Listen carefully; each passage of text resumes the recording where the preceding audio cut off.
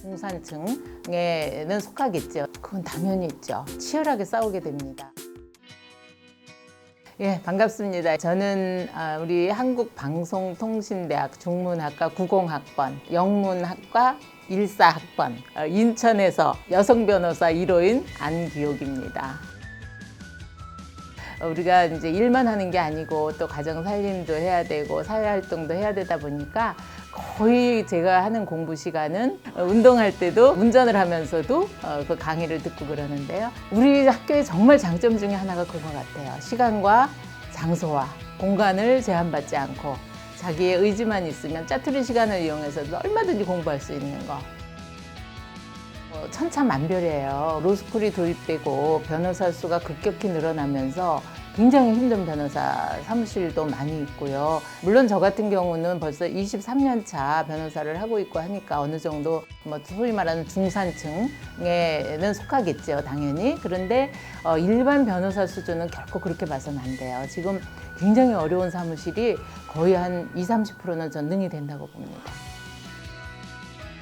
그럼 당연히 있죠. 내가 담당하고 있는 피고인이 무죄다라고 하는 확신이 변호사가 들었을 때는 치열하게 싸우게 됩니다. 증거 수집이라든가 그 입증 방법이라든가 검사의 공소 사실에 대한 탄핵이라든가 그런 거에서 긴장은 굉장히 팽팽하고 서로 이제 입증하기 위해서 판사를 설득하는 거죠. 검사는 수사권이 있기 때문에 이미 모든 자료를 자기가 그 기소한 사건에 대해서 증거를 다 확보를 해놨단 말입니다. 그거를 방어해야 되는 게 피고인이기 때문에 논리적으로 판사를 설득하기 위해서 피고인의 억울함을 풀어주기 위해서 엄청난 그 시간과 그런 노력이 필요도 하죠. 어느 사건도 중요하지 않은 사건은 없습니다. 다만 이제 마음이 힘든 거죠. 마음이 힘든 거고, 예를 들어서 학교 폭력 사건으로 외아들이 목숨을 잃은 그런 사건을 수임했을 때 정말 세 자녀를 키운 엄마의 입장에서 그 부모님들의 그 절절한 마음이 전해져서 매우 힘들었었고요. 억울한 그런 피고인을 무죄를 받아서 추락해서 다시 정상으로 회복되는데 도움을 줬을 때는 저도 굉장히 보람이 있었습니다. 전문성 있는 변호사들을 좀 많이 양성을 하자라고 해서 만들어졌다는 취지라고 한다면 우리 방송통신대학에서 온라인 강의로 또 이제 어떤 시간제 로스쿨을 만드는 것도 어려운 건 아니지 않느냐.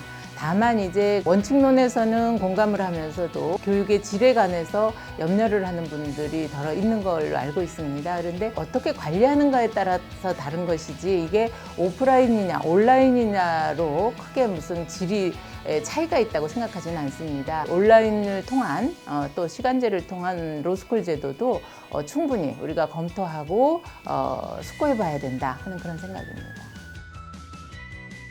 삶은 결코 짧은 게 아니거든요. 한국방송통신대학을 선택을 했다면 시간을 못 맞춰서 힘든 경우 또 이제 공부할 여력이 없어서 힘든 경우 많이 장애 요인이 있습니다. 그러나 우리 학교의 장점은 일단 학비가 그렇게 일반 학교의 10분의 1도 안 되지 않습니까? 그리고 또 이렇게 등록하는데 어려움도 많지 않으니까 일단은 등록하셔라. 한 학기에 저는 한 과목만 한 적도 있어요.